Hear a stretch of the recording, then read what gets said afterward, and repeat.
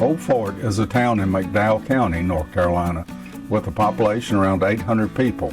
It's located along I-40 and US 70 in western North Carolina at an elevation of 1,447 feet. The area was first occupied by the Cherokee and Catawbas. The Spaniards explored the area in the 1500s. Then in the mid-1700s, English and Scottish settlers arrived. In 1869, the Western North Carolina Railroad came to the area. Then in 1872, the town of Catawbaville was founded. But a year later, the name was changed to Old Fort in honor of its beginning as Davison's Fort. 27 years, the town hosted Friday night mountain music concerts in downtown Old Fort from 1998 to 2014. The concert attendance became very large with many musicians, but the music has not stopped, with the Mountain Gateway Museum Music Jam on most Sundays throughout the year from 2 to 4. A stockade was built on the land of brothers George and Samuel Davison during the Revolutionary War, and it was called Davison's Fort. The fort was used by military expeditions and a site for trading between settlers and Native Americans. Davison's Fort was the westernmost outpost of its day. If you're headed west to Asheville, then Old Fort should be your first stop. With shopping, dining, museums, and outdoor activities, it's a good place to spend the day. Bat Cave is an unincorporated community in Henderson County, North Carolina. It's located at the merger of three highways, US 64, US 74A, and North Carolina Highway 9, along the banks of the Broad River at an elevation of 1,480 feet. Bat Cave gets its name from the nearby cave on Blue Rock Mountain, also known as Bat Cave Mountain. The cave is the largest known granite fissure cave of this type in North America and is protected by law and not open to the public. After the movie Batman Returns, the community has had trouble with the theft of its street signs, I guess so.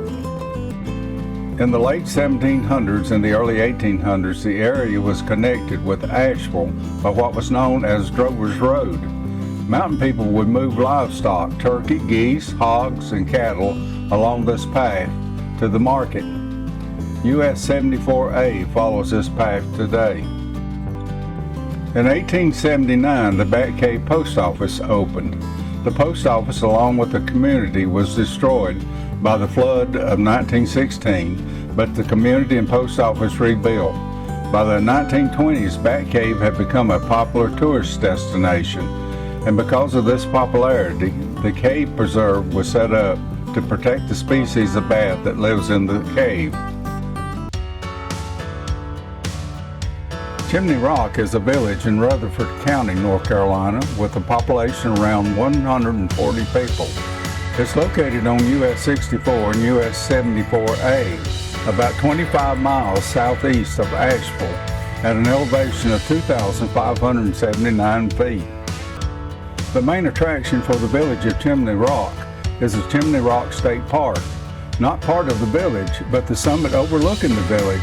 The village takes its name from the 315-foot granite monolith that rises above the village called Chimney Rock. Dr. Lucas B. Morris purchased 64 acres, including the chimney and cliffs, in 1902. Over the years, he purchased more land and opened the Chimney Rock Park, a private managed park with 996 acres. Morris and his family owned and operated the park from 1902 to 2007. The state of North Carolina purchased the park in 2007. Although the park may be the main attraction, the village itself draws many tourists, with many gift shops, boutiques, fine dining, cottage-like motels, and all this sits on the Broad River with the state park in the background. Chimney Rock is one of my favorite stops on US 64. Lake Lure is a town in Rutherford County, North Carolina, with a population around 1,600 people. It's located next to Chimney Rock on US 64 and US 74A. at an elevation of 1,119 feet. The town of Lake Lure was incorporated in 1927 and named after the lake.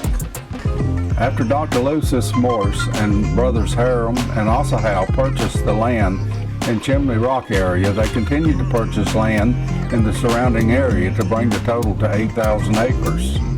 They borrowed money to construct a dam and power plant on the Broad River. The lake was completed in 1927 and the power plant was in operation in 1928, and Dr. Morse's wife Elizabeth named it Lake Lure. They sold electricity under a 10-year contract to Blue Ridge Power Company. In 1929 came the Great Depression and things came to a halt. The mortgage holder, Stroud and Company of Philadelphia, foreclosed on the lake and dam. The mortgage holder owned the lake and the power generated until 1965. The state authorized the town of Lake Lure to issue revenue bonds to acquire the assets of Lake Lure. Recreation and tourism have been the driving force of Lake Lure's economy. The Right Track Toy Train Museum opened in 2011, and the old 1925 bridge closed to traffic in 2011, but reopened in 2013 as Lake Lure's flowering bridge. Before its grand opening, it had been visited by people from 36 states and 14 countries.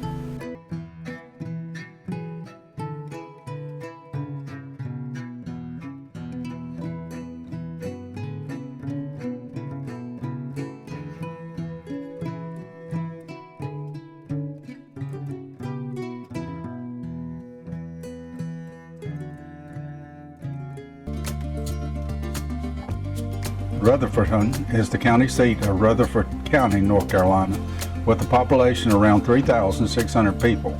It's located on US 221 and US 74 alternate, about 60 miles west of Charlotte at an elevation of 1,011 feet. Rutherfordton was founded in 1787 as the county seat of Rutherford County that was formed in 1779. Both the county and town were named after General Griffith Rutherford of the Revolutionary War. The town was first called Rutherford Town, but later shortened to Rutherfordton. 3 miles north of Rutherfordton was the village of Gilberttown that served first as the county seat of Old Tryon County in the colonial period, before Rutherford County was formed. The patriots known as the Overmountain Men of the American Revolution passed through Rutherfordton on their way to the Battle of Kings Mountain in 1780. During the Civil War, U.S. General George Stoneman's men raided the town, burning buildings and commandeering private homes for military use. After the war, the town was occupied for 11 months by federal troops because of civil unrest. The town was home to a private mint founded by Christopher Beechler. The mint was in operation in the 1830s and 1840s and produced more than $2.25 million in gold coinage. It was also credited with producing the nation's first $1 gold coin. Much of the downtown area is listed on the National Register of Historic Places, with more than 75 commercial and public structures, along with 6 other independent properties listed. Today, the town of Rutherfordton is a thriving town with many new businesses. Old Downtown Historic District has become alive with shops and dining, and I'm sure the citizens of Rutherfordton are very proud of their town. Spindale is a town in Rutherford County, North Carolina, with a population around 4,225 people. It's located along US 221 alternate west of Rutherfordton at an elevation of 994 feet. In 1916, Spencer Mills, a textile mill, came to the area. Then in 1917, the first church was organized. In 1920, Stonecutters Mill was organized by J.B. Tanner. A village started to grow, and by 1923, the village became the incorporated town of Spindale.